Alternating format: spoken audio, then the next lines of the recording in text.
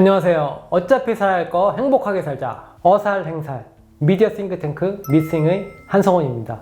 미디어가 사회의 모습을 변화시키는 것처럼 사회의 모습이 미디어 속에 반영되기도 합니다. 미디어 싱크탱크 미싱에서는 영화, 드라마 속 가상의 세계를 통해 우리가 진짜로 살고 있는 사회의 모습에 대해서 이야기해 봅니다. 오늘 함께 이야기해 볼 작품은 영화 국제시장과 요즘 전 세계적으로 가장 핫한 드라마 오징어 게임입니다.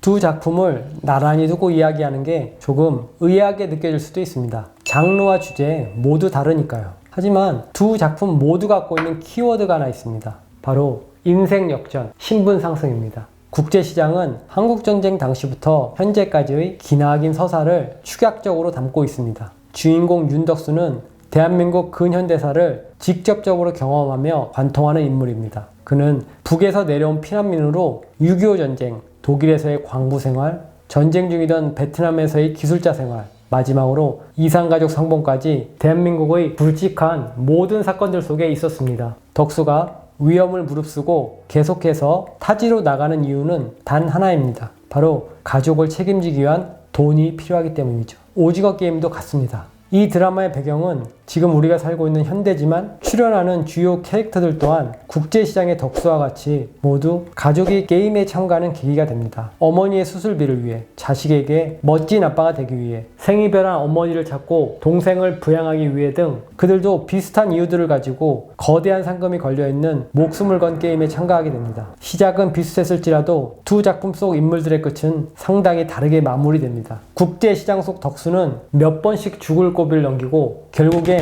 한쪽 다리에 총알이 박혀 장애가 생길 정도로 고된 생활을 이어갑니다. 노인이 된 그는 잘 살았다. 그러나 삶이 쉽지 않아 힘들었다. 라고 자신의 인생을 회상합니다. 영화는 전체적으로 가족을 위해 자신의 인생 전부를 희생한 우리네 가장 덕수의 힘듦에 포커스를 맞추고 있습니다. 그러나 여기서 다르게 주목해야 할 점이 있습니다. 덕수는 스스로의 인생을 잘 살았다고 표현합니다. 당연합니다. 그가 열심히 한 만큼 결과가 뒤에 반드시 따라와 줬기 때문입니다. 덕수가 노력한 것에 대한 보상처럼 그의 환경은 점차 나아졌습니다. 오징어 게임은 인간적인 노력이 아닌 비인간적인 노력을 요구합니다. 마치 인간에 대한 존엄성을 버려야만 이길 수 있고 결과를 쟁취할 수 있으며 지금의 삶이 변화할 수 있다고 끊임없이 사람들을 압박합니다. 요즘은 잘 쓰지 않은 속담 중에 이런 것이 있습니다. 개천에서 용난다.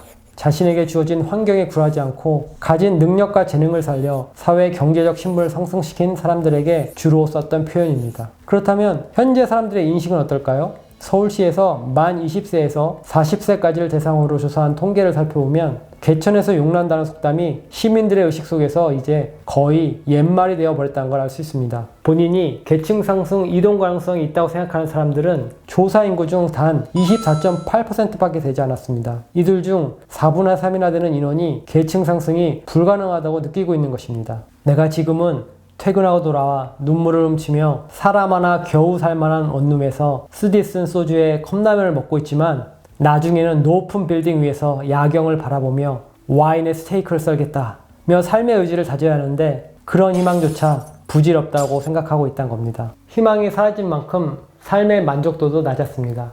65%의 사람들이 대한민국은 다른 나라에 비해 청년 세대가 살만한 나라가 아니라고 생각했으며 40, 50대와 비교했을 때에도 사회 경제적으로 기회가 더 적다고 대답했습니다. 말하자면 오징어 게임 속 캐릭터들은 국제시장 속 캐릭터들보다 삶에 있어 불평등이 더 높다고 느끼고 있다는 걸로 볼 수 있습니다. 설문에 응한 사람들 중 60%가 넘는 비율이 노력에 따른 공정한 대가가 제공되지 않고 있다고 대답했습니다. 오징어 게임은 사람들의 이와 같은 심리를 이용하며 시작됩니다. 분명 오징어 게임이 진행되는 장소는 지옥이나 다름없습니다. 하지만 그럼에도 불구하고 90%가 넘는 참가자들이 다시 게임에 재참가를 하기 위해 돌아옵니다. 왜냐하면 그들에게 현실은 더 생지옥이었고 게임이 진행되는 이곳은 적어도 노력에 따른 확실한 보상을 해주는 곳이기 때문입니다. 안타깝게도 이러한 불평등한 상황들은 우리 자신의 세대에서 끝나지 않습니다. 팬데믹 시대 이후로 실업자가 100만을 넘어갈 때 자산가들의 자산이 50% 이상 늘어난 것처럼 이와 같은 격차는 우리 다음 세대까지 이어집니다. 실제로 상위권 대학일수록 고소득층 자녀들의 진학률이 높았습니다. 뿐만 아니라 코로나로 인한 비대면 수업이 늘어남에 따라 학력 격차도 늘어나고 있습니다. 누군가는 원격 수업만으로는 부족한 공부를 사교육을 통해 보완하지만 어딘가에서는 이해가 부족한 상태로 계속 앵무새처럼 같은 말만 반복하는 화면을 쳐다볼 수밖에 없는 환경에 처해 있는 중입니다. 프랑스의 경제학자 토마 피케티는 자본주의의 가장 중요한 모순은 과거에 축적된 부가 생산과 임금보다 더 빨리 증가하는 데 있다고 말했습니다. 우리가 지금껏 이야기하고 봐온 것처럼 돈이 있는 사람의 재산은 끊임없이 늘어나는 반면 임금의 상승세는 그에 반해 현저히 낮기 때문에 빈부격차가 점점 벌어질 수밖에 없다는 뜻입니다. 불평등에 따른 삶에 대한 만족도도 낮아지는 건 당연할 수밖에 없습니다. 피케티는 자신의 모교인 영국 런던 정경대 강단에서 이렇게 말했습니다. 대중은 억만장자의 재산을 어디까지 허용해야 하는가에 대한 의문을 품기 시작했다. 소득세, 재산세 등 세제를 통해 개인의 재산 축적을 합리적인 선에서 제한해야 한다고 말입니다. 불평등이 늘어날수록 사회는 해체의 길을 걷게 됩니다.